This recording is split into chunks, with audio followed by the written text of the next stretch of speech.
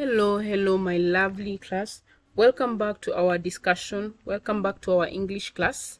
And let's continue from where we left, okay? So we're still looking at literature. This is our main topic for today. We've talked about what literature is. I've given you a brief introduction that will help you understand this literature and be able to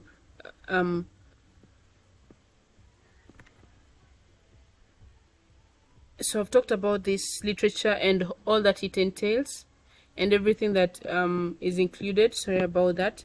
So literature is basically just the spoken or written work, okay? So I've talked about this. I've told you what it entails. I've given you a simple introduction, and right now we were looking at what literature entails. When you talk about literature, what are these components? What are these components that must be included in a literature or in the works of literature? And the first one I talked about is the different genres, okay? And the different genres I gave examples of. These genres are basically the types of which literature is divided into, okay? We have the poems, we have the prose, we have the fiction, we have the non-fiction, okay? We have drama, we have poetry. All these are genres found in literature. Then the second point I talked about is the literary elements, and I talked about these elements. In literature, we must have characters, plot, themes, point of view, symbolism, settings. All these things are elements or literary elements found in literature. Let's move on and look at the third literature component, and that is analytical skills. When even from the word analytical, it's basically about analyzing something, okay? So you will develop the ability to critically analyze literary texts. This involves examining how authors use language, literary devices, and narrative techniques to convey ideas and engage readers. So when we continue learning about literature, we will develop this skill or this beautiful ability so that we can be able to analyze text or even analyze any kind of text that we are given. And even apart from that and above all that, we will be able to examine how authors use language to develop their literary text. We will even get to know different literary devices like the one I talked about, even different literary elements, for example the plots, the narratives, the setting, the characters, and even we'll be able to identify the different techniques that are used to convey ideas and engage readers, okay? So we will learn all this and have fun looking at all this. So that's another component, do not forget. The next one is cultural and historic component or cultural and historic context. Literature is often shaped by the time and place in which it is written. You will explore and we will explore the historical and cultural backgrounds of the literary works to better understand the context in which they are created. So as we continue looking at what literature is, examining this literature, we will be able to reach a place where we can identify literature by the time they were written or the place in which they were written. We will explore different historical cultures and backgrounds of different literary works, and we will even gain a better understanding in the literary context. We will know the different types of the context in literature and even get to identify them very, very easily and very simple, okay? So don't forget about that. So all I'm talking about is everything that literature entails, everything that is found in literature, okay? Now let's move to the next one, and the fifth one is reading comprehension. You will work on improving your ability to understand and interpret texts. This includes vocabulary development, understanding context, and making inferences, okay? It's called inferences. So as we continue understanding this literature, we'll be able to work and improve on our understanding of texts. So this means we will be good at analyzing text, even develop our vocabulary. Like right now, we employed this vocabulary corner of ours where anytime we meet a word that we don't know, we write it down there and write its meaning and try to discuss it out. So as we continue, we will develop this vocabulary of ours and even get a better understanding of the context and make inferences too, okay? So there's a lot to gain, there's a lot to understand and get here. The sixth one is creative expression.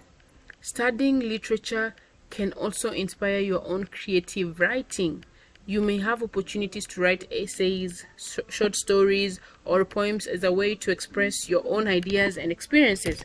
So as we continue learning, as we continue exploring these essays or these poems, these dramas and everything, we will reach a point where we will be studying literature and even understanding how to write our own short stories and our own poems. So I can't wait for us to reach here, because this is a very, very important stage for all of us and an important part for all of us. So I can't wait for us to reach here and understand all this that we'll be learning. It will be very, very important for us. So just imagine we can write our own poems, we can write our short stories. So this is an important part, and we will get there. I believe we'll get there. We'll be the best writers, the best readers, and everything possible. Okay, now let's move on to the last literature component I will look at, and that is the critical thinking. So literature encourages us, or all of us, to think critically and develop our own interpretations and opinion about what we read. It helps us become more discerning and thoughtful reader. So the more we continue reading these essays, these poems, these dramas, these fiction stories, these non-fiction stories, we develop this skill of thinking critically, where we're able to interpret and even give our own opinion according to a text we've read, discuss it out, and have fun learning about it. So don't forget about that. It's another amazing part about literature. So now, class, I hope you understand all this that we'll be looking at, all literature entails. It has a lot that we will be able to learn and be able to develop in our lives. One is that it's divided in genres or different types. Okay, we've looked at these genres, we've looked at the literary elements, we've looked at the analytical skill, we've looked at the cultural and historical context, we even looked at the reading comprehension, we've looked at the creative expression, we've looked at critical thinking, and this is where we've stopped in the example of the different skill we've looked at. So class, imagine all this when we get to understand what literature is and get to even explore this text and get to learn what these texts are. We have a lot to do and a lot to learn from, and it's a very exciting thing to do. So now, class, I want us to move on to another very important part of literature, a very important part of literature that I want us to continue understanding and exploring, and that is the purpose of literature. So what is the purpose of literature? Why should we understand literature? Why should we read literature? So we're going to be looking at the purpose of literature. Okay, so here the purpose of literature is multi-faced. Okay, it means that the purpose of literature serves various roles, very many roles. So we're going to be looking at the purpose of literature. Why should we study this literature? Why should we understand this literature? What is the importance of us knowing this literature? So we're going to be looking at all this purpose of literature and everything that literature entails as we continue. Okay, so one thing we have to understand is that we have various literature, whether it's written or spoken. There are various types. So let's jump into our first purpose, and that is entertainment. How many of us love being entertained? How many of us love entertainment? I know it's so many of us. We love watching, we love reading, we love listening. Okay, so the first purpose is entertainment. Okay, so literature often serves as a form of entertainment, allowing readers to escape into different worlds, experiencing adventures and enjoying storytelling. So imagine you're reading about a story about a certain animal, or a story about a fictional story or a non-fictional story.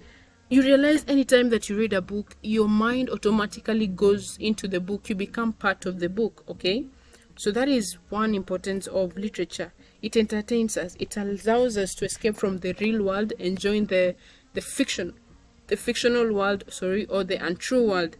So this is the importance of literature. It's very crucial for us to have this ability to be able to read and feel ourselves inside the text. So that is the importance of literature. So anytime we are bored, you find us reading books or watching some drama, watching some shows, sorry. So the main purpose, or just another purpose of literature, is entertainment. An example is the novel by J.K. Rowling. How many of you have heard of Harry Potter? It's a very, very, very known series. It's both in movies. It can be in movies. Not it can. It's both found. There's a movie for it, and there's also books for it. So we have this series books. The Harry Potter series is an example of a literature text. Okay, we have the Lord of the Rings. How many have had this movie, The Lord of the Rings, here? So these texts offer immersive and entertaining experience through imaginative story.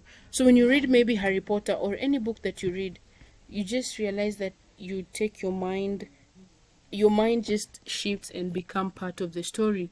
You feel the characters, you hear the characters. If the characters are sad, you're also sad. So that is the importance of literature and why it's important. So the first one is entertainment. The next one is education. Literature also educates, okay? So literature can educate readers about different cultures, historical events, and a wide range of topics. It can impact knowledge and encourage critical thinking. So when we study literature, we are able to learn. When you study literature, maybe, for example, the George Orwell's on Animal Farm, okay? So I know most of us don't know about these books, but these books, these dramas, these examples of the genres I'm giving you, I know you don't know them yet, but so we know some of these books. Some of us don't know these books, but it's okay. So one thing we have to realize that literature educates. When you read these books, we learn about different cultures. Maybe you read a book from a different culture or a different topic that you've never known, you learn. So literature also educates us. We get to learn, we get to understand different things. So don't forget about that. Literature is all about learning, and we get a new knowledge, something that we didn't know. When you read a literature on a certain culture or a historical event that happened, we get this knowledge, we get to know what it's all about. So do not forget about that. Let's move to the next purpose, and that is cultural preservation. Even before we go through in-depth explanation of this, when you hear culture, what do you know? What comes into your mind? Culture is majorly stories or the tradition that happened in the past, okay? So right now, most of us might not know what our culture is or what other people's culture are, but through literature, we are able to learn. So literature preserves the culture, traditions, and beliefs of a society. It acts as a repository or collective wisdom and identity. So for example, you don't really understand what your culture looked like in the past life because you're still young and maybe you're not there during that time. This literature helps you or helps people to preserve their culture. So you can get a book, get a movie, get some drama, and just watch it out, or just watch people act some historic events out, or you just read a book that someone has written about this historical event, and through this you're able to learn and feel engaged and feel knowledgeable about a past event that you didn't know about. So it preserves the culture for the future generation, okay? Do not forget about that.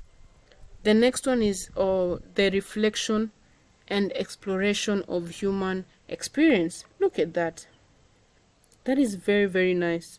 So the other purpose of literature is reflection and exploration of human experience. Literature delves into the human experience, emotions, and relationships. It helps readers explore complex and universal themes. So through literature, people are able to write about any theme, diverse themes. So we're able to learn about different themes. Look at that. Very, very important. So through literature, we're able to explore different themes, learn about different ideas, and even readers and writers can explore any theme.